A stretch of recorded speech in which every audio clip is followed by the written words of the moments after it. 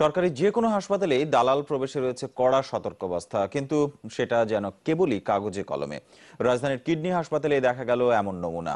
হাসপাতালটির কর্মীদের যোগসাজশেই ঢুকে পড়ছে দালালরা, আর এইসব দালালের খপ্পরে পড়ে সর্বশান্ত হচ্ছেন রোগী এবং তার স্বজনরা।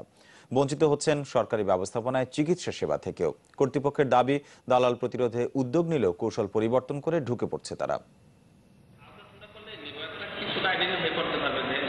জরুরি বিভাগের রিসেপশনে বসে রোগীদের যিনি পরামর্শ দিচ্ছেন তার নাম জাকির হোসেন। তিনি কিডনি হাসপাতালের ওয়ার্ড বয়।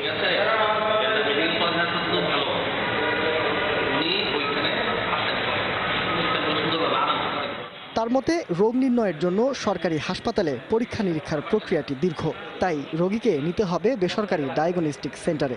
আর এসবের বন্দোবস্ত করে দেবেন তিনি।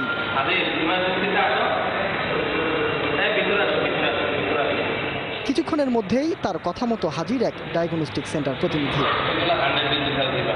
তোমাদের তো আজকে তাড়াতাড়ি ডাক্তার দেখানো দরকার, যার কারণে তোমরা বাইরের রিপোর্টগুলো করো আর কি। যার কারণে আমাদের বাইরে রিপোর্ট করার জন্য পাঠানো হয়েছে আর কি। হঠাৎ করে আটকে গেলাম যে কী করি, বাইরেও করাই না হসপিটালে করাই।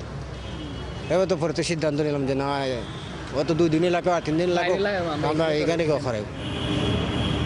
হাসপাতালের ভেতর বসেই একজন সরকারি কর্মচারী দালাল ডেকে রোগীদের বেশি টাকা খরচ করিয়ে বাইরে পাঠাচ্ছেন পরীক্ষা নিরীক্ষার জন্য।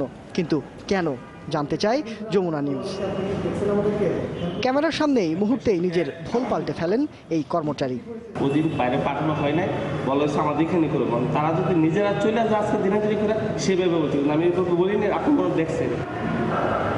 দালাল প্রবেশে কিডনি হাসপাতালে রয়েছে কঠোর নজরদারি, কিন্তু কমিশনের লোভে সরকারি কর্মীরাই বনে যান দালাল, এমন তথ্য হাসপাতালের এই ঊর্ধ্বতন কর্মকর্তার।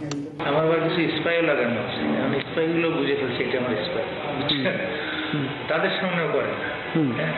এই জন্য কাইন্ডলি যদি আমার নামগুলো বলুন, আমি I will try to worst them out of this place. সরকারি এই হাসপাতালটিতে দালালদের প্রবেশ একেবারে নিষিদ্ধ, যদিও এখানকার কর্মীদের সহায়তায় প্রবেশ করছেন অনায়াসে দালালরা, আর বাণিজ্য করছেন রোগীদের সাথে। বিষয়টি কর্তৃপক্ষের জানা থাকলেও তারা বিভিন্ন সময় ব্যবস্থা গ্রহণ করেছেন, কিন্তু তারপরেও কেন এই দালালরা পার পেয়ে যাচ্ছেন, এমনটাই প্রশ্ন সর্বসাধারণের। সোহরাব হোসেন, যমুনা নিউজ, ঢাকা।